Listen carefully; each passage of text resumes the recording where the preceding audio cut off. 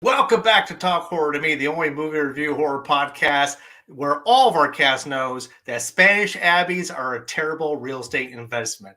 But before we get started, let's see what we're looking at tonight. Tonight, we review The Pope's Exorcist, a 2023 supernatural horror film directed by Julius Avery from a screenplay by Michael Petroni and Evan Spiliotopoulos. Based on the 1990 book An Exorcist Tells His Story and the 1992 book An Exorcist More Stories by Father Gabriele Amorth. In The Pope's Exorcist, in 1987, Father Gabriele Amorth, the Pope's personal exorcist, an earthy, scooter-riding, humorous practical man, visits a possessed boy named Henry in Spain. Henry, his mother Julia, and his rebellious teenage sister Amy had traveled from America to take possession of a mysterious old Spanish abbey. Henry starts behaving bizarrely, and supernatural events unfold. You know, when events unfold, we got to start talking about it. Yes, we do. Yes, we do. And this was my pick, mine. And I picked it because Talk to Me was not available. So sorry, Scrubs. This is a movie you get. So I'm really happy that I did pick this, and I'll get to that later. Let's start with Brooke. Oh, me? Yes, you, because we missed you last week. I snorted. But that movie, I love it. I love Russell Crowe. I love his character. He's a good actor. This movie is like any other Exorcist movie to me. So I didn't really expect anything different from it. So, but I do like Russell Crowe. Huge fan. What did you think, Ashley? I loved this movie. It was so much fun. Just his character and how he is so much of a goofball, like on this little moped, just so sarcastic and amazing and full of life. I loved him. And that's all I'm going to say for now, Chuck. And I loved him. I also loved him. One of the scenes I loved him in was when he's sitting in front of the panel. And he's like, if you want to talk to my boss, you talk to the Pope. And like, so he was a serious man. And like, and I love in that scene where he gives away his pedigree of like, I might not be those things that you want me to be, but I'm all these things and you guys should get off my back. So the fact that he was pragmatic and that he was like intelligent, compassionate. So I loved his character. I am also a fan of Russell Crowe, but I'm a fan of Russell Crowe when he was like 200 pounds lighter. Not sure how he was that big going for all these years. So that's going to be what's going to happen to me, apparently. But no, I thought that, well, yes, it's an Exorcist movie. I love the twist of like the Spanish abbey. I love that there was a real life historical figure kind of wrapped up into the mythos and like what it meant for that character, as well as this demon who is trying to escape.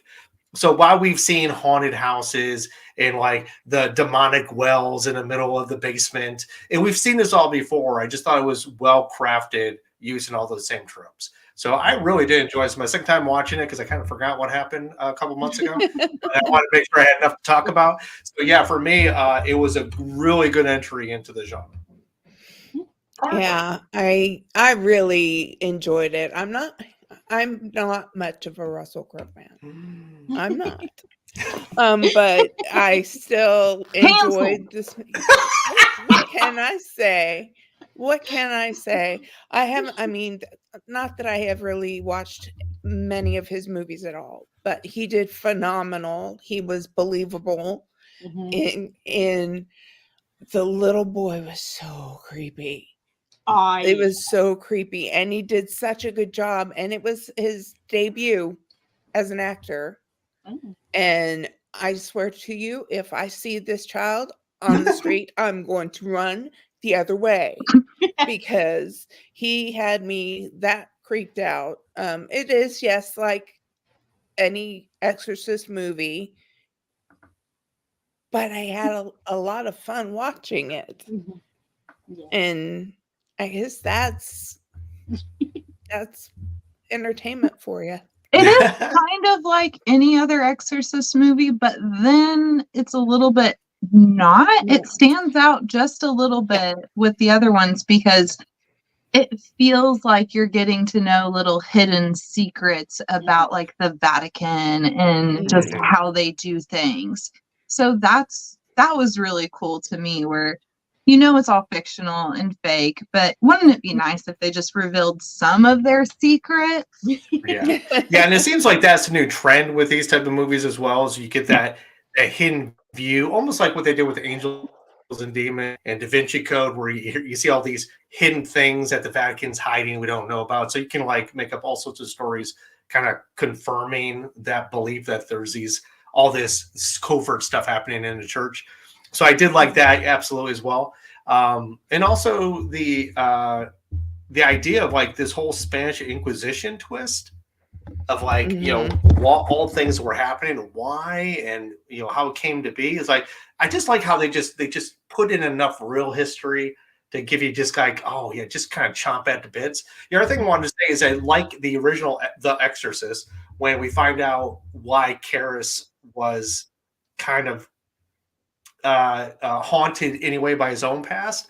And this, both of the priest characters, we find out what their biggest sins were, and it kind of they wove it into the narrative as well, and like the symbolism of the birds and the feathers. And I thought they just did a fantastic job, just kind of making a story a little more interesting than just the surface possession part of it.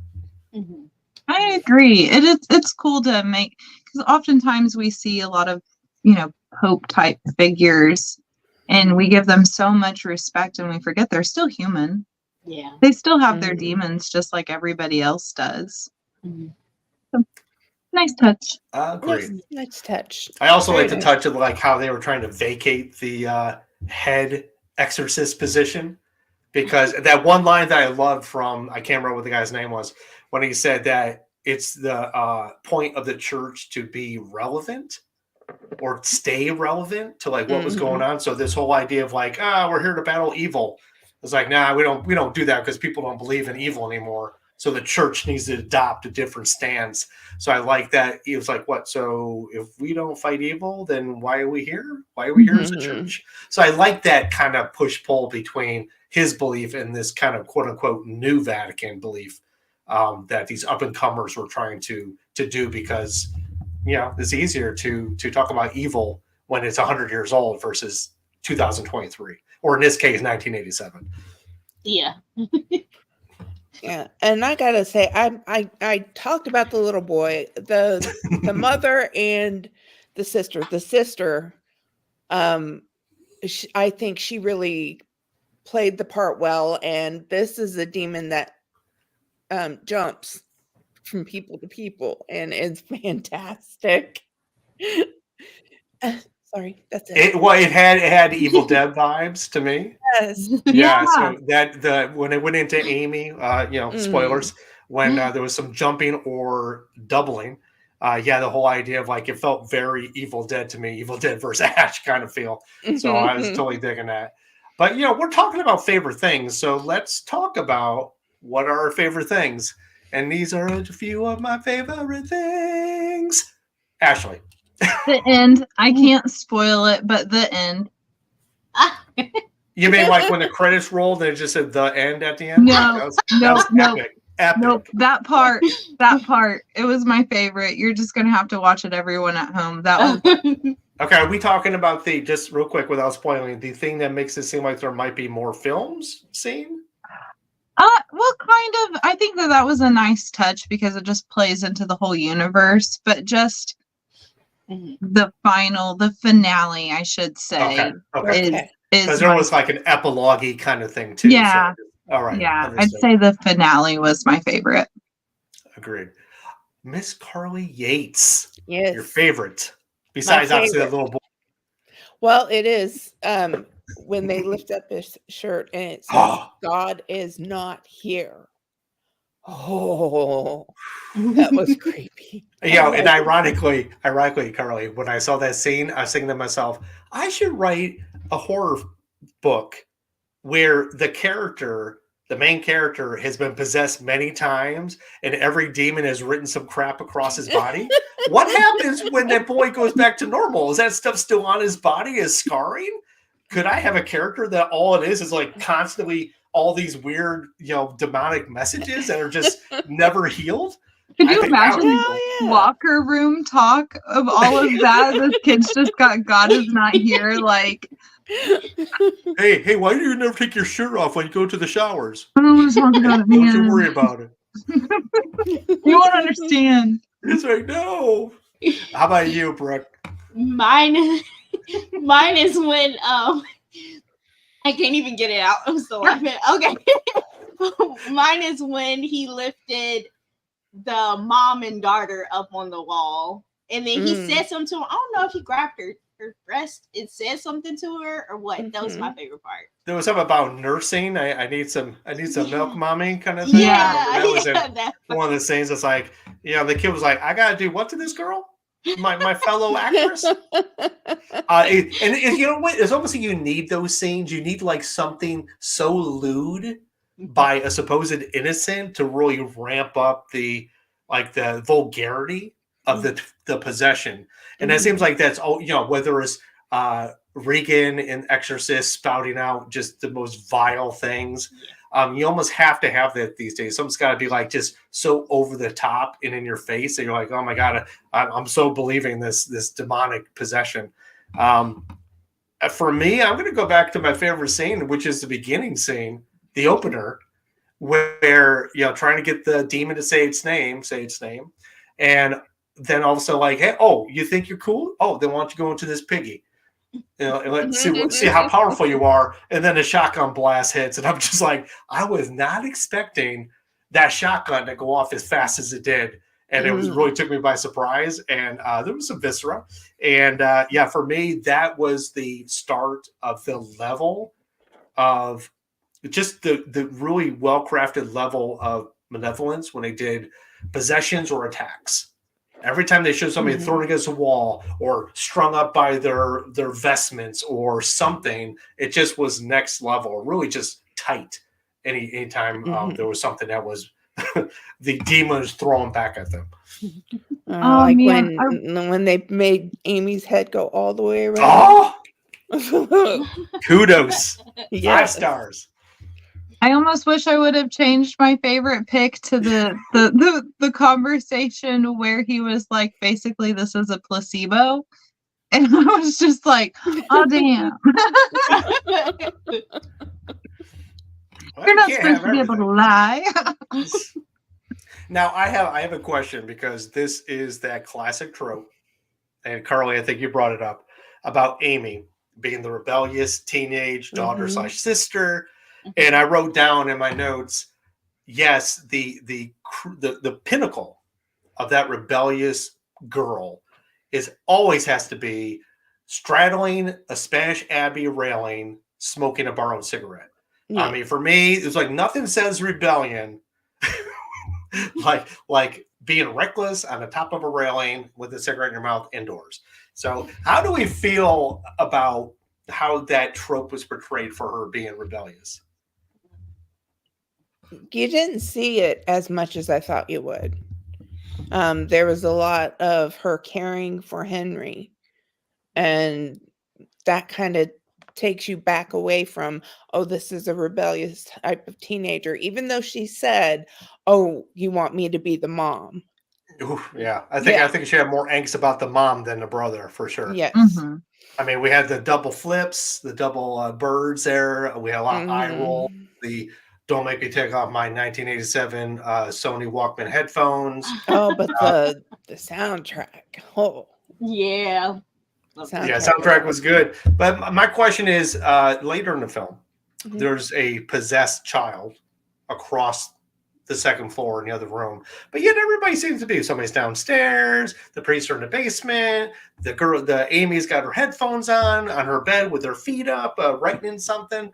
It's like, I don't know if I would be comfortable in a house with a possessed kid that's had stuff written from the inside out, that I'm just going to be like, you know what I'm going to do? I'm going to shut off the world and just put my headphones on. It'll be okay.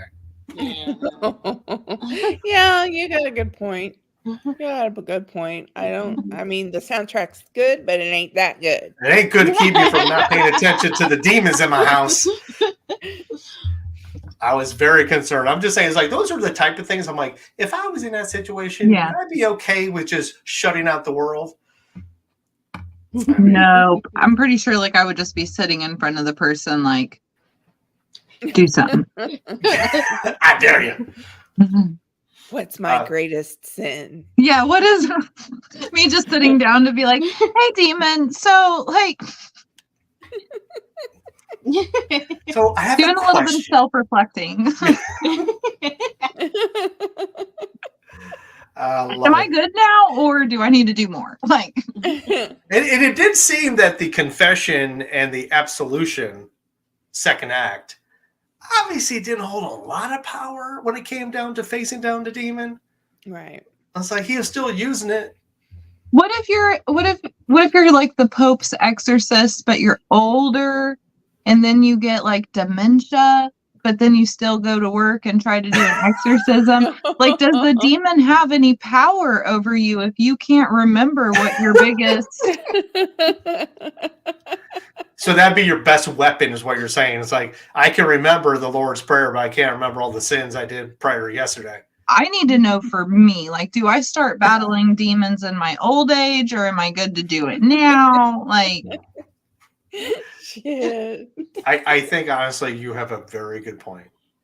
To put it, Yeah. Maybe if we could get that kid who's been possessed a dozen times with all the scarring to meet up with a old exorcist who's in an old age home. yeah. Get them together.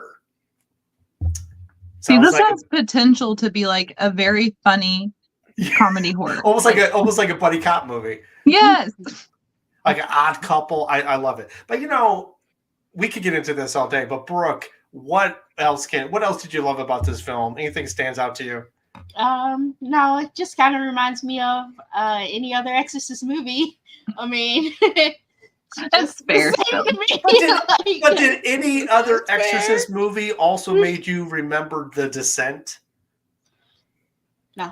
There's a fantastic thing toward the end of this film where there's a body that's all covered in red, and I'm like, oh, The Descent. No. So that was fun for me. I was like, I love things that pay homage or just remind me of other horror films, Mm-hmm. but in the best way possible, versus like, oh, I've seen that 1,000 times. Yeah. Well, I try to kind of steer away from Exorcist movies because the original one, I ended up having to sleep with all my lights on Yeah. and the Bible Yeah. out. So, but this That one one will always it's be a creepy classic. fine. Yeah. I don't need my light on tonight, Mom. Oh, well, that's good. Well, because you're so much more desensitized than you were when Yeah. The Exorcist came out. I'm But I a have murder baby But now. I have you are. That's true. We've corrupted you. But I have a question, because in the original Exorcist, we had a spider crawl or a Yeah. crab walk down the stairs. Now, again, that same motif was done again when Amy, all her Yes. joints went out, and she decided she wanted to do that to crawl up the wall. And so then again, another one of those tropes is like, oh, it seems like anytime you're possessed, somebody's got to do a spider walk or a crab walk or something, because that's just the way they move versus up on two legs. I don't know. It seems like walking upright would be quicker, but I did enjoy it though. It's like anytime like heads are turning around and joints are breaking. Yeah. Yes. Going in reverse. Fantastic. God is So not here. They have to keep that person in business, the one who does the sound effects for the broken.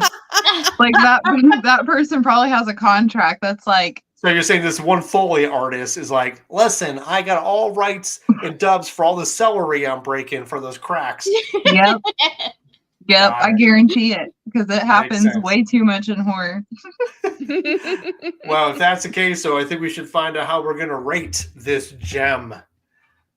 So, Carly, who do you want to go first? I'd like you to go first. Don't do that to me. Okay. All right. I got a bunch here, so I wrote them down. Let's see. I am going to give this. I mean, it was solid. It's a solid entry, so I can't give it less than a 4, but I'm going to give like a 4.25. shaves and a haircut, 2 bits.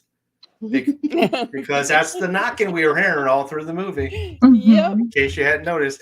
But enough about how I feel about it. Ashley? Oh, I loved this movie. I wouldn't say that I loved it enough for 5 solid stars, but I will give this a 4.5 just for the storytelling alone. But I'm just going to have to give this. I know that we're in a hurry to get to an exorcism, but I drive a moped. In a different country, mind you. Yeah, I'm going to get there when I get there. Not even in any hurry either. Just No. I'm just amazed that Vespa somehow managed to get that seal off the well during the rain in the mud. That thing had some massive traction. I loved it. I see why he took the moped though. That's what I'm saying. It's a tool. How about you, Miss Brooke? I'm gonna give it a 4.7 prayers. I do like the movie. I do. It's like I said, it's just like every other Exorcist movie. I like the Exorcist. So I like the storyline of it. I think you said it, Vatican, or however you pronounce it. I like that. I like the whole storyline of it. So, and I love Russell Crowe. Just for Russell Crowe, she gives it a 7 out of 5. So. All right. Well, that's fair. That's fair. I'm going to give it a solid 4.5, but the books are good. Oh, that's so good. The books are good. The books are good. Clever. I mean, you got a double shot of that, so Yeah, that was fantastic. It is such a throwaway that when you see it again, I don't know, it just catches you off guard as being 5 times as funny. So Carly and I were talking backstage and saying, well, this guy is not really funny. And that was the kind of stuff he was saying that was funny. Yeah. It was almost like sarcastic. I loved him. Yeah, that sarcastic humor it's just like just little things. It wasn't like he was uproarious funny because he's a serious man, but he just had this little bit of edge to him of sarcasm that just came across as demons don't like jokes. No, they don't like jokes. I mean, I even love the idea of the hierarchy of fallen angels, and the higher in a hierarchy they are, the more access they can have to you. And I still love that there is that singular motif, and Brooke is talking about this a lot, where it's like it's the same. It's like you have to know the name of the demon. Like that's super, super important to know the name of the demon in order to help cast them out. So while they hold true to a lot of tropes, I think they do a lot of new things or things we've seen before, but in a different way. Just the whole thing under the Spanish Abbey, I thought was fantastic. Because, first of all, the Abbey was gorgeous, and every time somebody got thrown into a wall, or somebody went through the door, or scratch marks in the closet, I'm like, oh man, that renovation cost is going insane. It's like the guy's already got a lawsuit because that guy that got hurt on the job. So I'm sitting there going, oh no, another door to fix. They're never gonna make their money back. Never. Yeah, that was kind of funny. People need paranormal insurance. Yeah, but you can't get paranormal insurance if you have a pre-existing haunting. Oh, well, damn.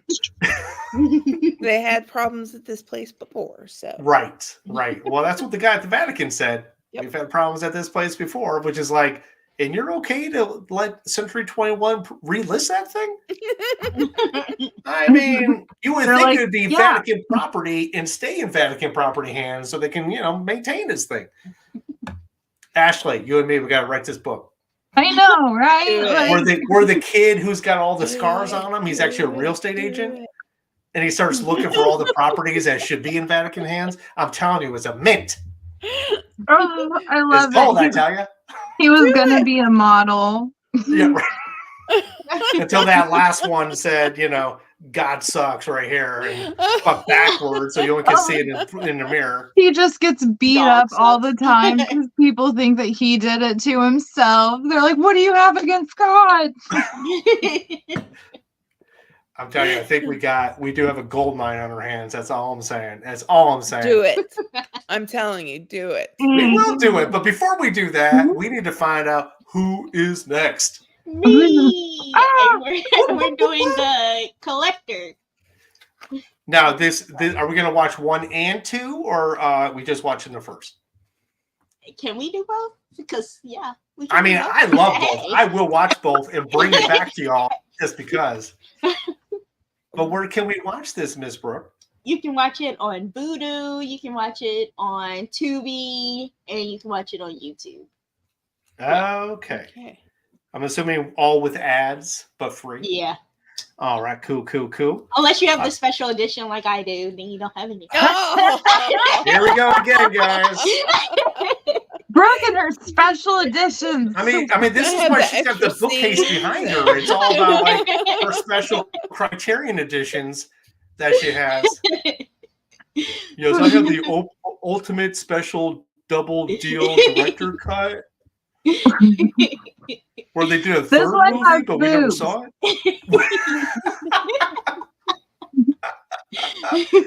Oh my lord! You know what? I give you complete props, Brooks, to have all like the deal, the director cuts, and that's hats off. Hats off. to you. I mean, the fact that I don't actually buy DVDs or anything anymore, hats off to anybody who has all that in their collection. But that means you have to bring all those things in the director's cut that we won't know about. Yeah. Yeah, I get to see like different things y'all don't get to see. I'm just like, You could just Hey, but lie that tells to what us. they are. That's true. We would believe She's you.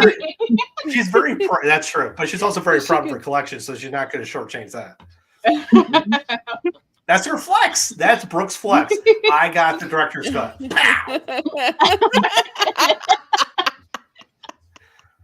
I mean, I can't flex like that. So, but No, Carly, you cannot. before we go, Yeah. tell us: is there anything else you'd like to add or close in on this film to let people all out there who are listening and watching know exactly why they should see this film? Well, this film is absolutely creeptastic. It is fun. He's got a dry sense of humor, and so you have some moments that you can be taken off guard and go, "What?" But the possession, the demon itself was done so well. And that little boy, like I said, I ever see him, I'm going on the other side of the street. It's the eyes. Okay. The eyes were so Yeah. big, even when he wasn't possessed. I But yeah, love people should watch this because it's fun. You're going to have a good Yeah. time. Oh, 100%. And I will throw in one more thing, and this is toward the end, and some people might not get it, but there's a statue someplace hanging up on chains that kind of looks like the Statue of Liberty. It's got this weird Statue of Liberty horns kind of crown, but it's half gone, but like you see fleshy skull underneath. And I'm like, where's that from? Because I want a movie all about that. So when you all watch this film, you'll see that at the very end. And I want to know, how is that hanging there and why? Because that is also creeptastic. And I I'll want put to see that more in about your book. I will. We will. When they come off their first real estate job and they get their first commission, that's going to be installed. We're going to know more about that. Can the demons be the one who's looking to buy a home?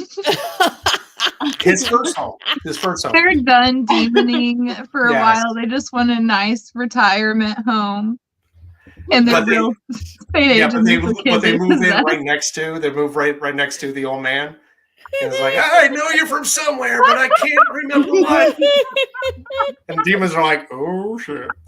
I want the real estate agent to be the boy that was possessed when he was a little kid by the Yes. demons that are buying By the the house same from ones. him.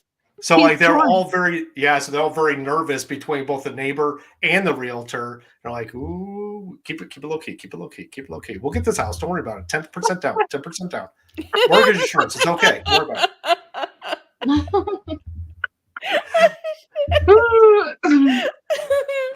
Bravo. Yes. I want this book. I want this book. After the want 2 I'm to writing, I'll get right on it with Ashley. Because I don't know, man, I'm loving it. The whole idea of that kid just like speaks to me. Except for not Henry, because Henry's creepy. And I don't want creepy. Yeah, Henry's very creepy. But ladies, again, thank you so much for letting me entertain you. I love your laughter. And as we get into Halloween, happy Halloween to everybody. I know Yes. I see Brooke changed from her library to her, Yeah. to I her don't know what Halloween happened. lanterns.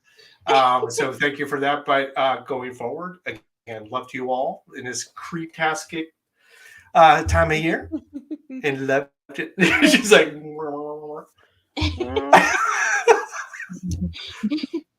Vogue. All right, ladies. With that, good night to you all.